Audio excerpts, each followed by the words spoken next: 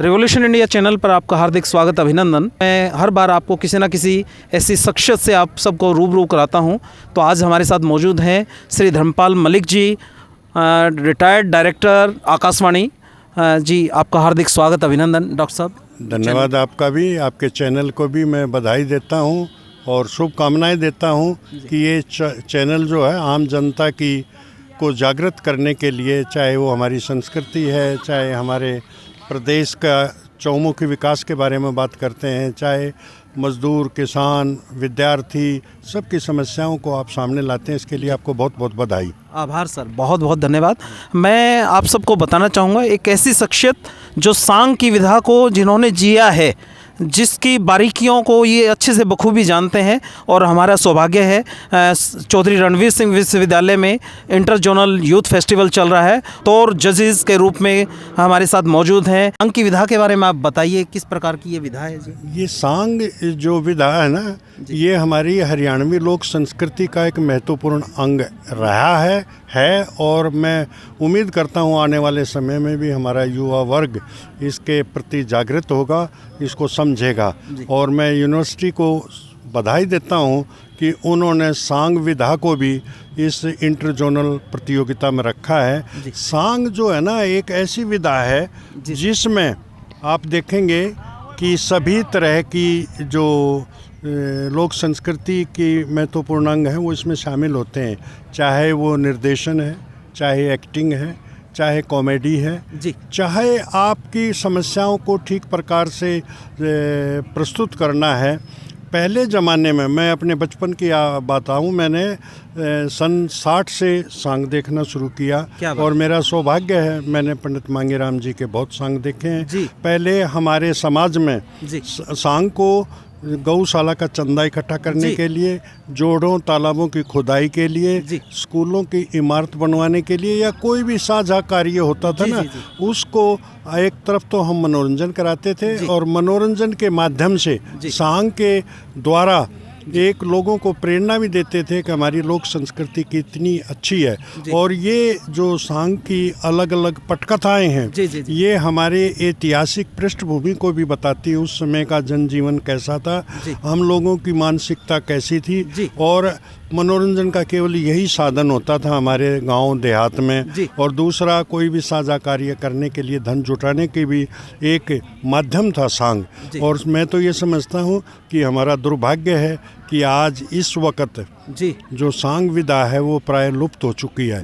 लेकिन हमारे प्रदेश की कुछ यूनिवर्सिटीज़, विशेषकर कुरुक्षेत्र यूनिवर्सिटी है, ये आपकी जींद की चौधरी रणवीर सिंह यूनिवर्सिटी है, और अन्य यूनिवर्सिटियां भी हैं जो इस विधा को पुनर्जीवित करने के लिए काफ़ी प्रयास कर रही हैं, और निश्चित रूप से वो बधाई के पात्र हैं। मैं समझता हूं कि आप जैसा मीडिया भी जो है, सोशल मीडिया के माध्यम से आप लोग हमारे युवाओं में, हमारे जनसाधारण में इसको बताएं, इसके बारे में इसकी जानकारी दें, ताकि इसके प्रति आकृष्ट भी हों हमारे समाज के विभिन्न वर्ग के लोग। जी, जैसे सांग आपने 1960 से देखना शुरू किया है, जितने सांग चलते हैं पुरानी इतिहास की बातों पर ही चलते आए हैं, तो इसमें कोई नयापन कुछ आ सकता है कि सामाजिक बुराइयों के ताने बाने के ऊपर कोई कुठाराघात करने के उद्देश्य से आपके मार्गदर्शन में बच्चे कुछ पुरानी पटकथाओं को तो चलाते रहे, उसके अलावा नए पे भी काम करें? निश्चित रूप से हमारी जो ऐतिहासिक कहानियां हैं उन पर आधारित भी हैं, और कुछ सांगियों ने कल्पना पर आधारित भी सांग रचे हैं, लिखे हैं और प्रदर्शित किए हैं। और इसी प्रकार से क्यों नहीं हमारी समाज की जो बुराइयां हैं उनको आधार बना करके, और निश्चित रूप से नई जनरेशन, कुछ लोग लिख रहे हैं, लिखे हैं, अभी भी लिख रहे हैं, जो सामाजिक बुराइयों को इस विधा के माध्यम से, सांग विधा के माध्यम से, क्योंकि इसमें सारी जो कलाएं हैं, चाहे वो निर्देशन की हैं, लेखन की हैं, जो आपके एक्टिंग की हैं, और इसी में कॉमेडी जो है वो भी कॉमेडियन भी होता है, वो इसको बताता है। नकली जिसको बोलते थे पुराने समय में, इसको नकली कहा जाते थे सांग की भाषा में। तो निश्चित रूप से मैं आह्वान करता हूं कि हमारे जो लेखक हैं जी। जो हरियाणवी संस्कृति से प्रेम रखते जी। हैं और समस्याएं अपार हैं, जी, जी। भंडार हैं समाज में। बिल्कुल। वो किसी अन्य प्रकार की समस्याएं जो पुराने समय में नहीं जी। थी, आज नए रूप धारण करके आ रही हैं। जी। तो मैं समझता हूँ कि इन पर हमारा युवा वर्ग निश्चित रूप से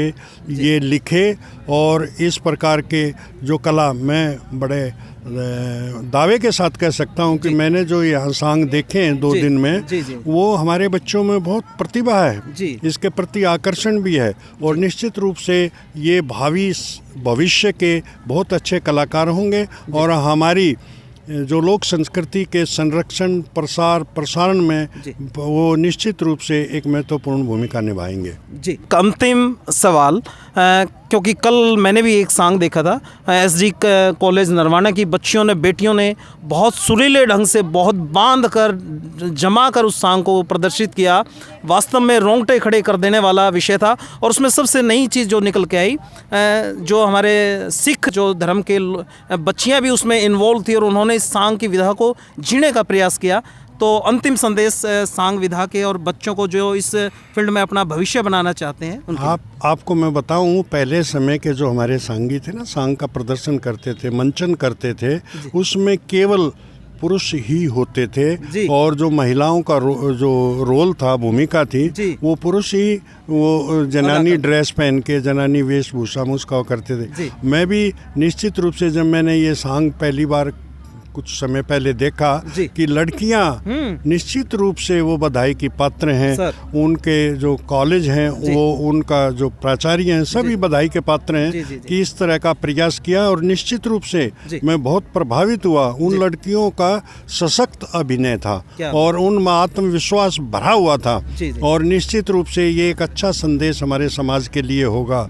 तो ये जो एक सांग है ना, एक टीम वर्क है, इसमें साजंदे भी हैं, बेड़े बंद और निश्चित रूप से अलग अलग तरह के कलाकार, वो एक मंच पर संयुक्त रूप से एक बहुत सुंदर प्रस्तुति करते हैं और टीम वर्क का जो एक अनूठा अनुपम उदाहरण है ये। तो मैं चाहता हूँ कि हमारे वो जो युवा वर्ग है, चाहे लड़के हैं चाहे लड़कियां हैं, वो निश्चित रूप से, और इस प्रकार की यूनिवर्सिटी जो ये अगुवाई कर रही हैं, ये निश्चित रूप से अपना सहयोग देते रहेंगे और इस तरह के प्रयास करते रहेंगे। इसके साथ साथ मैं ये भी कहना चाहूँगा कि इन सांगों पे जो रिसर्च की जा सकती है, पुराने समय को और बदलते समय में इस प्रकार के प्रयास किए जाएं और निश्चित रूप से जो PhD की डिग्री हैं वो इसके विषय लेकर के भी किए जा सकती हैं और हमारे बच्चे इस तरह के लेखन, चाहे वो सोशल मीडिया है, प्रिंट मीडिया है, ये जो विजुअल मीडिया है, उसके माध्यम से ये कोशिश करें और निश्चित रूप से आने वाला समय बहुत सुंदर सुनहरा होगा।